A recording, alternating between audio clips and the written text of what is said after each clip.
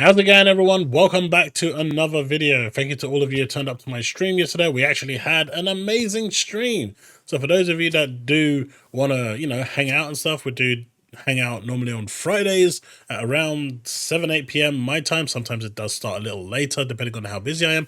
But love to have you along. It has been, so far, pretty awesome. But in today's video, what we're going to be talking about is, of course, the Phil Spencer article, the Phil Spencer interview with Jez Corden, where he dropped quite a few things in that discussion. Now, as you can see on screen right now, Clobril has more or less summarized everything that went on in them. There was some other stuff that also was mentioned, some, business stuff and whatnot. But for the most case, we are now in a place where Xbox has come out and made a statement and spoken about where they want to be, where they're going, and what their plans are when it comes to the Xbox console. And for most of you out there that were concerned regarding Xbox being still relevant come 2-3 years down the line, or for the next generation of Xbox consoles, which are planned for 2028, more on that in a little bit, there is, of course, now some kind of reassurance, some kind of safety net, which in all honesty wasn't even needed, because there was no way that Xbox was going third party, despite PlayStation fans begging for them to go third party so they can get all their games. All I'm seeing on Twitter right now is people begging for Microsoft to go third party so they can get Game Pass onto their PlayStation Store, so they can... I'm not joking. If you just go online, you'll see it all over the place. Now they're attacking the Microsoft mobile store, where they're looking to open their own platform so they can avoid that 30%. And why shouldn't they avoid that 30%? At the end of the day, they've got their own infrastructure to host these games. They've got their own, servers. So to me, it's a no-brainer. Essentially, you pay 30%, so that publisher, like, that platform, say Apple, Google, they do all the hosting. They provide the server space. They provide all the update space. They provide that service for 30%. That's how it works. But if you could do it yourself, why not? It will be an uphill struggle, obviously, because they'll need to convert people from the Play Store, from the Apple Store, over to the Windows Store. But it is something that is coming along. And hopefully, good luck to them. It will actually work out.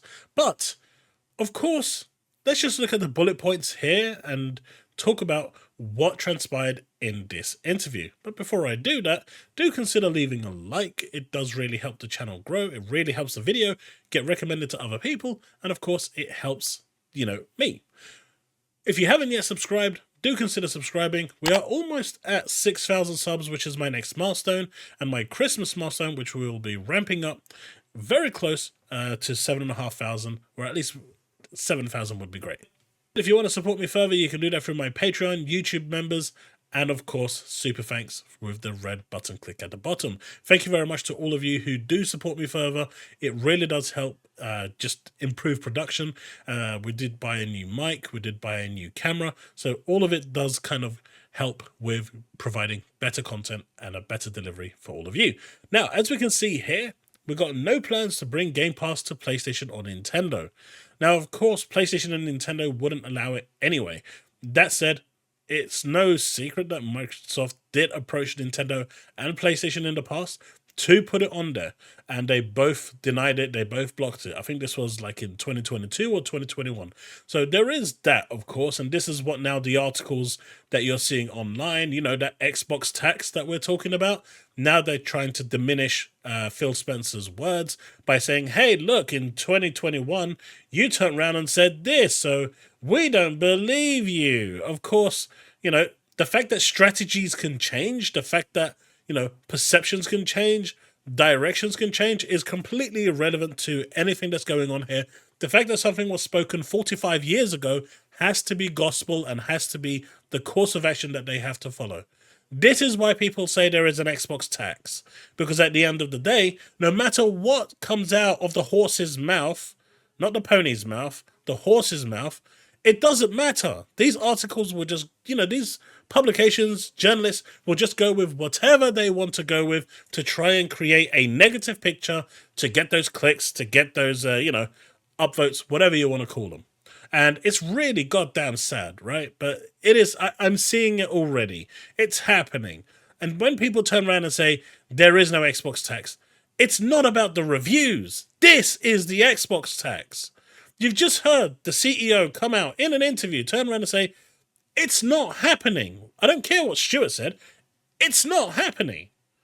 And it's still not enough for these people. But anyway, he wants the Xbox console players to feel great about their investment now and in the future. That is obviously the main goal here, because the console is, I mean, Game Pass is the platform, but that platform kind of lives and dies, in a sense, by the console. The console needs numbers. The console needs to sell to get more games on there, unless Microsoft's going to continuously pay out of the pocket to try and get those exclusives. So it's good that, you know, he is seeing that the Xbox console is at the center of everything, even if right now Game Pass is the platform and PC, cloud, and the Xbox console is the accessories to the platform.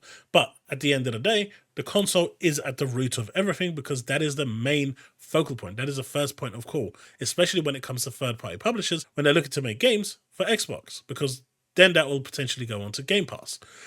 There's a hardware roadmap, so we can now know that there is going to be either 2028 console. We already know about that. That's already in the works. Whether this means that there's a refresh happening in between, potentially. I don't think there'll be a power bump with the new tech that's currently being unveiled and utilized by developers. It does look like there might not be a need for a mid-season refresh, so we'll see. There's a service roadmap, which is cool. Maybe there's even a roadmap for improvements to Xbox Achievers. Now, this has been something that people have been kind of on and off about for quite some time, and they've been wanting updates to the achievements to kind of look, I guess, a bit more like the PlayStation one with trophies. It's give and take, right? They copy them, they copy them. It's all fine. It's all fun in games. Roadmap for the Xbox Family Plan still exists. Now, this is actually a big one, because the Family Plan allows you to pay a certain amount of money every month, and then you can get 4 people onto that plan.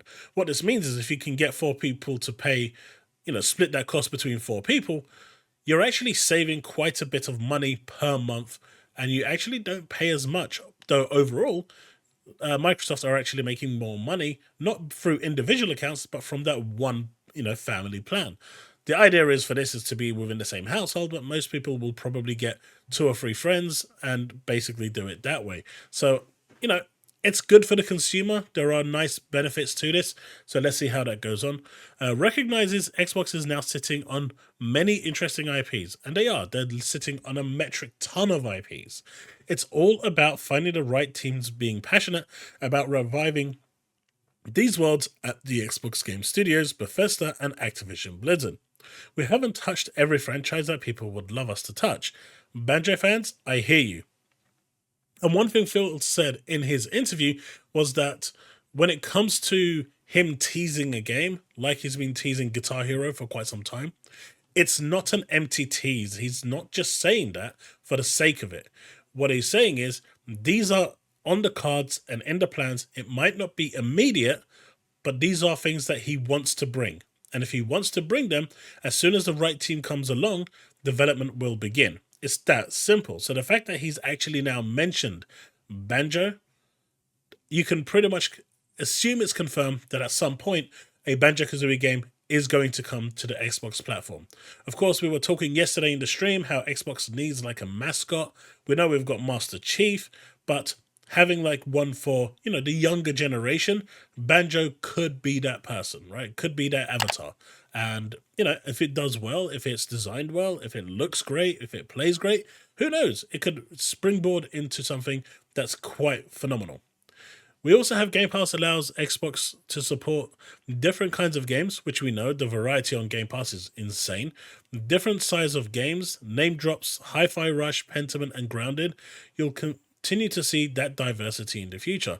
Now, the problem here is, despite Phil Spencer coming out and saying all of this, as J-Rock has said, and if you go check out his Twitter, you'll see the narrative has already shifted from Xbox going third party to Xbox going out of business in 2027. It's literally all over the pony's social media. You can't escape it. They've all now shifted You know, it's like they all came together in one conglomerate room and decided, right, you know what? Hey guys, look, look, Phil just came out with this.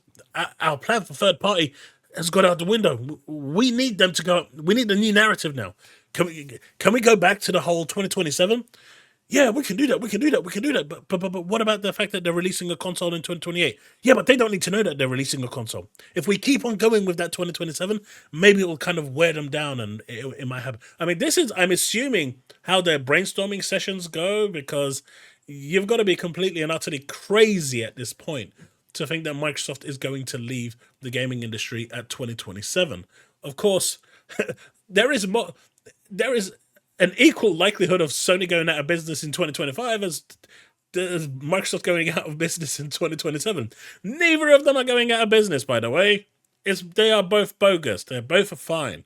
But we are still seeing the notion that people want Microsoft to go out of business, and Microsoft, in terms of the gaming industry, to leave. They are ridiculously stupid for saying such things. They have no comprehension of how much damage that would cause to the gaming industry, and I really wish these people would gain at least a few semblance of brain cells and actually stop being a lemming and start actually thinking for themselves logically how much damage this could cause to the gaming industry. It's quite drastic, right? It's not a joke, but people will, these ponies will be the ponies, right? They'll still go with that mindset thinking that they are correct. Of course, Microsoft also wants to go into the mobile business. They've bought King, which was worth, valued at around 20 billion of the actual purchase price. And of course, they've got big games like Candy Crush. They have Call of Duty Mobile, and they are looking to capitalize on this and make, more mobile games with the actual franchises that they have. Now they have like a complete plethora of, franchises at their disposal, something that they can just pick up. They've already got Diablo Immortal. It's crazy, right? They could do like a Crash mobile game. They could do like a strategy Starfield game. They could, the possibilities are quite endless in just how far they can go. They could even turn like Hi-Fi Rush into a platform mobile game. I mean, we're seeing like the games like The Division Resurgence, which is absolutely great, by the way. It plays so well, and it's full 3D. I mean, it's phenomenal how far mobile gaming has become. It's no longer this, tic-tac thing that we used to get back in the old days of Snake.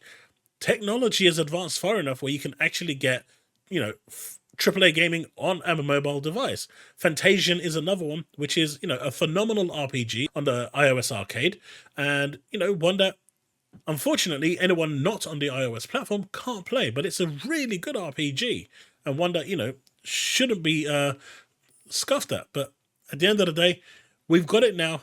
We've got the information, and despite the fact that the ponies want to damage control, collaborate together, and release, post after post that 2027 is back on cards, the copium and deceiving is quite real, and at the end of the day, it is what it is. But we've heard it from Phil. There is no plans to put the game, put the service on. There was in the past, I'll give it that, because they wanted it to be everywhere. And in terms of what Tim Stewart said, I honestly see this as Elder Scrolls Online, potentially World of Warcraft, Diablo, Call of Duty, Overwatch, maybe even Halo Infinite multiplayer to try and expand that reach. What I'm saying is those service games are the ones that they are looking to potentially put everywhere else and get those onto as many screens. The single player games, they are going to remain exclusive to the Xbox ecosystem, as has always been the case. Anyway, you let me know what you think in the comment section below. Let's have that discussion, and I will see you in the next one. I think this is all great. Xbox is going in the right direction. They have come out and clarified, which is something I wanted them to do. Phil Spencer immediately came out and made that clarification with Windows Central, with Jez Corden. So, good stuff. As far as I'm concerned, it's game on, and onwards to the Game Awards so we can see exactly what this big announcement that Xbox has is coming, because I'm expecting big things, considering they are the ones that hyped this up. They are sending emails out, so let's see what's in store, and hopefully whatever Sega has in store. I know this has nothing to do with Xbox in general, but Sega has been sending out letters and, you know, mail to people saying, make sure you turn up to the Game Awards. So what is it that Sega's planning? Who knows? But it's going to be interesting. I can't wait. See you in the next video. Don't forget to like and subscribe. 500 like challenge is in play. See if we can get closer to that 6,000 subs.